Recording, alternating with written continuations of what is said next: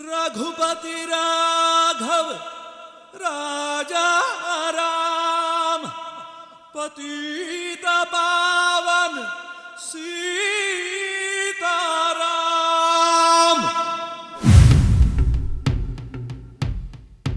Hi, I'm Kishore and this is Moving Images. Stories narrated from a character's perspective is nothing new. Even an unreliable narrator has been done on films many times. But what Ram achieved that many couldn't was narrate a story visually through the mind of a protagonist suffering from a mental condition. The story of Ram is actually a journey into Saket Ram's traumatized mind. The film is from the perspective of Saket Ram, a retired archaeologist on his deathbed, who thinks back to a traumatic event in his life during the partition of India that makes him go on a mission to kill Gandhi. The event makes Ram suffer from PTSD. PTSD, or post-traumatic stress disorder, is a mental condition that some people develop after experiencing a traumatic event. Saket Ram's traumatic event was the loss of his wife to an angry mob and the subsequent murder spree Ram goes on in the streets of Calcutta. Every action Ram takes after the event and everything that happens to him is the result of Ram suffering from PTSD. The symptoms of PTSD include the person re-experiencing the event, being easily triggered, and feeling guilt and negative thoughts. Today, we are going to see how Ram visualizes PTSD and its symptoms, and how it is a case study on how to make a story interesting visually. To see how Ram's PTSD takes the story of Ram forward, let's start from after the traumatic event. It has been a few months and Ram remarries, and this is where we realize that Ram suffers from PTSD. A common symptom of PTSD are triggers that bring back strong memories of the traumatic event that intrudes the mind. We see Ram's traumatic memories come flooding back to him following a trigger. He hears Maithili shout from inside a room and relives the event where he lost his first wife, Aparna.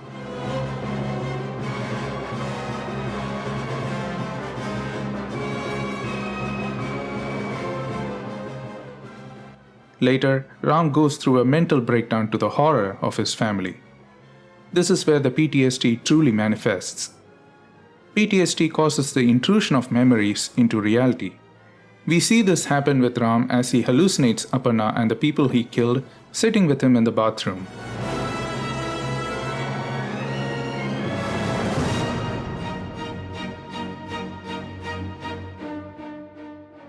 Traumatic memories are usually vivid and readily accessible in the consciousness that it surfaces at simple triggers.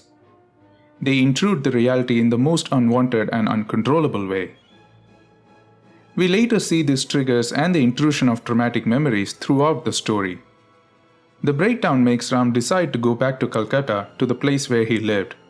Throughout this sequence, we see Ram reliving his happy past with Aparna, but also his PTSD resurfacing when he visits the streets where he killed. And surely enough, the memories intrude his reality again.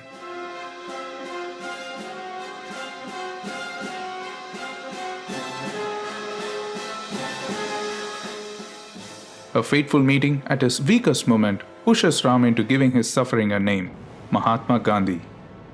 He blames Gandhi for the riots that took his wife and made him a murderer. Ram also runs into Abhyankar. Abhyankar is an extremist who was part of the riots and the one who initially planted the seeds of hatred towards Gandhi in Ram's mind.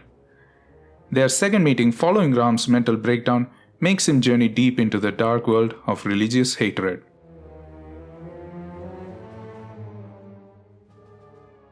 Almost at the midway point of the film, and after the meeting with Abhyankar, we see a changed Saket Ram. He has a cool demeanor and is even willing to smile and be happy. It may seem like he has made peace with his past and is finally on the mend. But the guilt creeps up again as he starts to hallucinate, and the inebriated Ram takes the final step towards deciding to assassinate Gandhi.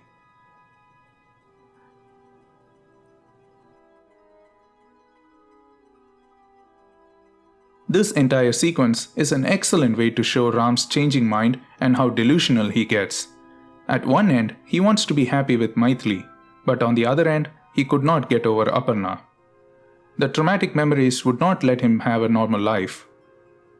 One of the most unrecognized subtype of PTSD is the presence of psychotic symptoms such as delusions. The film, though trying to exaggerate the symptoms of PTSD for greater effect, still manages to stay pretty accurate to the real-life symptoms. Ram becomes delusional and thinks of himself as Lord Rama from the epic Ramayana, and Gandhi and the Muslims he supports as Ravana and his army. This is symbolized by the event taking place during Dashara, and Ram triumphantly twirling his mustache as the effigy of Lord Rama burns down the one of Ravana. Saket Ram's twisted Ramayana starts here, where he starts seeing the people around him as twisted versions of the other characters. Abhyankar becomes his Hanuman, and Maithili turns into a gun which becomes his Sita. The delusions are shown visually by a whole dream sequence where Ram prepares for the battle. The story here on even follows a few beats from Ramayana, with Ram leaving his family to go on his mission, losing his Sita, his gun, to Muslims. He meets his old friend Amjad. Ram sees Amjad, a Muslim, as part of the enemy first, but is conflicted by the friendship he shared with him. This is where Ram's Ramayana takes a turn, when Ram finally begins to see Amjad as neither his friend nor enemy but as his brother. His delusions start to break. Ram fights to save Amjad but fails. But the experience and his subsequent meeting with Gandhi makes him realize that Ram was the real villain here, with his actions both starting a religious shootout and also claiming the life of his brother. What follows next is Ram's final shot at redemption, where he tries to ask for forgiveness to Gandhi only to be denied the opportunity. In the present day, Saket has one last hallucination before he dies, where he sees his Sita, but this time it is his Maithili. Hey Ram, to me, achieved almost 2 decades ago things that are still unimaginable in today's Tamil cinema. It was one of the first, if not only, historical fiction in Tamil, especially the one surrounding the partition of India and the assassination of Gandhi. And although many films today deal with a variety of stories involving protagonists suffering from mental conditions, Hey Ram did it way back when, and did it in a way that the condition played a key role in moving the story. It also did what only recent movies are doing, showing Ramayana from a different perspective. This was an entirely new topic for me to explore, and along the way, I realized that Kamal used his experiences from Hey Ram to make another trippy film. Maybe I'll analyze that in the near future. Until then, this is Kishore signing off saying, most Mahatmas don't admit they are one. Do you think I am a Mahatma? You'll deny it if I say you are. So I shall deny you another denial, sir. Hey guys, thank you for watching my video. A big shout out to Samir from RenderIt. Samir is an architect and the one who designed the 3D model of Ram's room you saw in the video.